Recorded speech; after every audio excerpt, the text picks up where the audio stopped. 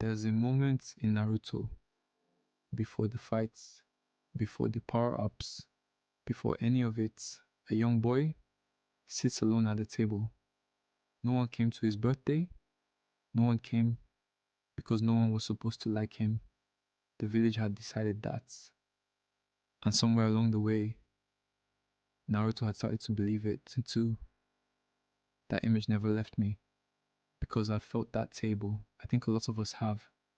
Most people watch Naruto for the story, the battles, the friendships, the moments of triumph.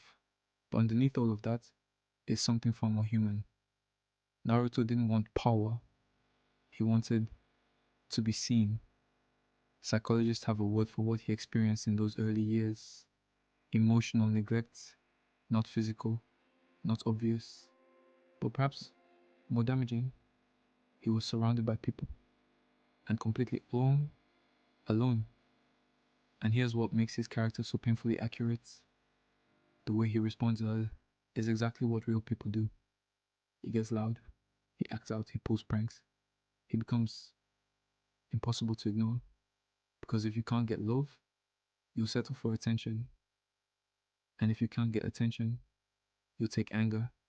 Anything is better than being invisible. That's not a flaw, that's survival. There's a concept in psychology called the wound and the gift. The thing that breaks us open as children, the rejection, the loneliness of footprint, the feeling of being too much or not enough. That same wound, if we choose to face it, becomes the source of our greatest strength. Watch how Naruto's drive to connect, born entirely from years of disconnection, becomes the very thing that ends a generational cycle of hatred. He didn't heal in silence, he healed in motion. Pain understood trauma too. He just drew the opposite conclusion. He decided that because the world broke him, the world deserved to be broken back. And this is where the story becomes a mirror. Because we've all stood at that crossroads. We've all felt wronged.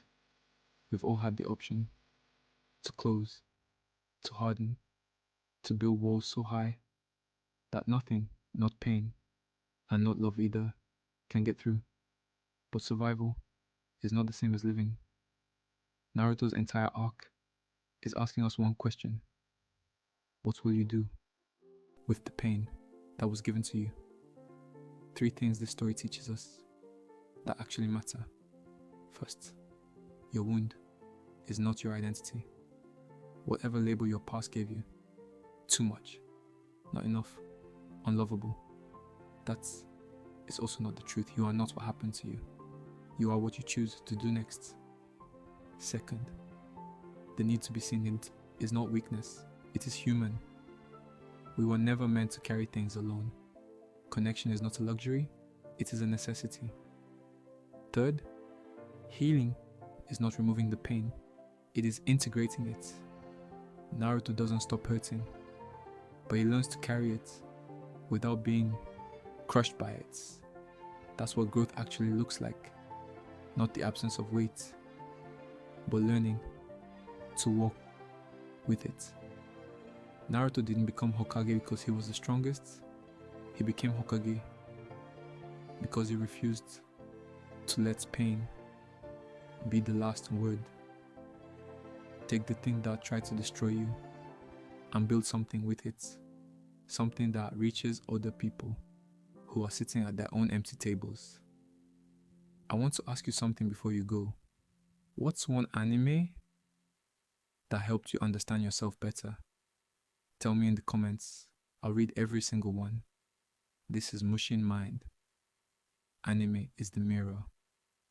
Growth is the reflection.